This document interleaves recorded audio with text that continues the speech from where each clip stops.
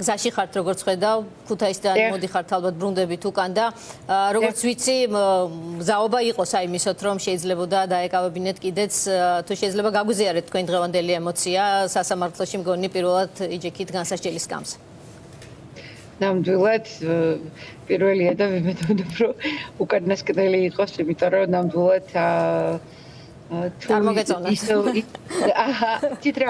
თუ ისეთივე სასამართლო იქნება ისეთივე პოლიტიკური ასე ვთქვათ თანხლები ასე ვთქვათ შლეიფით ნამდვილად არ ვისურვებდი ტერორისტული ქვეყნის თუ აგრესიული ქვეყნის სასამართლოში ყოფნას.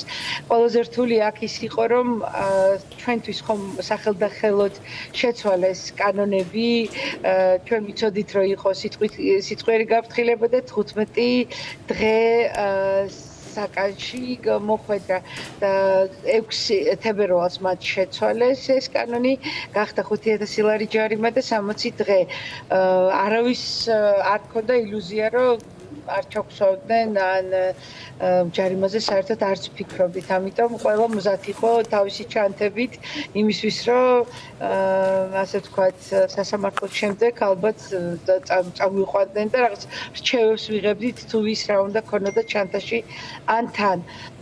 გავამახვილებ აუცილებლად იმაზე ყურადღებას, რომ თვითონ მიზანი რაც იყო, რომ ჩვენი ხმა გაეგო მოსამართლეს, რომელმაც სააპელაციოში არც კი მიიღო მზიას საქმე ამ მთელი 6 საათიანი იმის რა ქვია არჩევნები რა იყო და სასამართლოს პროცესში საერთოდ გამოირიცხა მზიას ფაქტორი.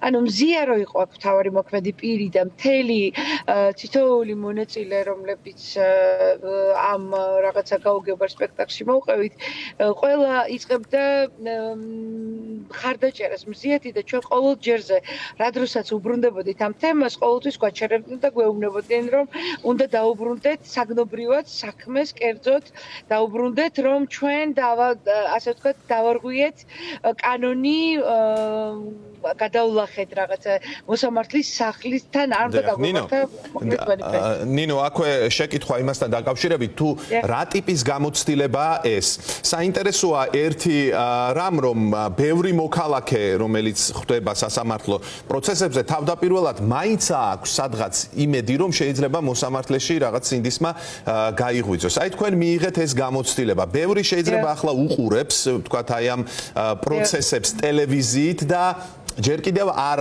აქვს სრული წარმოდგენა იმის შესახებ თუ რას ნიშნავს იჯდეს სასამართლოში, როდესაც მოსამართლე აშკარად არის რეჟიმის მხარეს და წინასწარ არის ყველაფერი გადაწყვეტილი. რას ეტყოდით ჩვენს აუდიტორიას აი ამ გამოცდილების შესახებ?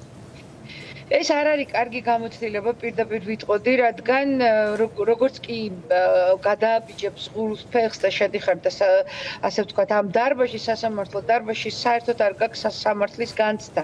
უცვლად გეტყვით.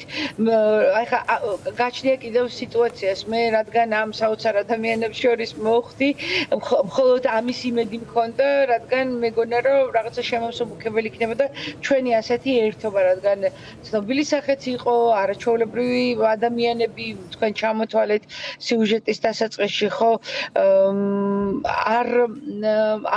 არანაირი განცდა არ არის სამართლის მიუხედავად იმისა რომ აუცილებლად უნდა აღვნიშნო რომ ისა რა ქვია მოსამართლეს ქალბატონ ციცინოს რაღაცა რბილი ხასიათით გამოირჩეოდა არ თითქმის არავინ არ გაუძევები ერთი ადამიანი გაუშვა გარეთ იღებდა შენიშვნებს ჩართული იყო კითხვა-პასუხის რეჟიმში და ასე ვთქვათ ჩვენს ემოციურ მიმართვებსაც უძლებდა, მაგრამ მაინც საბოლოო ჯამში გამოვიდა რომ თვითონ პროცედურულად არაფერი არ იყო დაცული.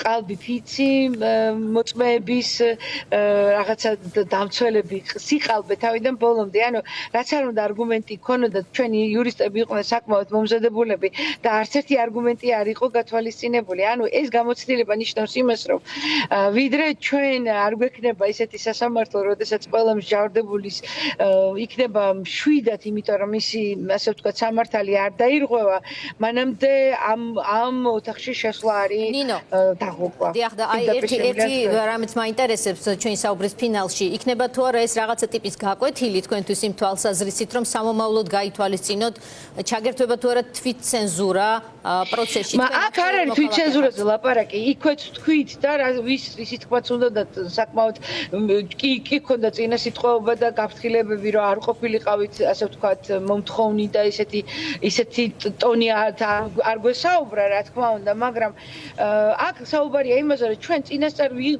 ვინდოდა რომ ყოფილიყავით, ასე ვთქვათ, ინფორმირებული, ვარღვევდით თუ არა კანონს.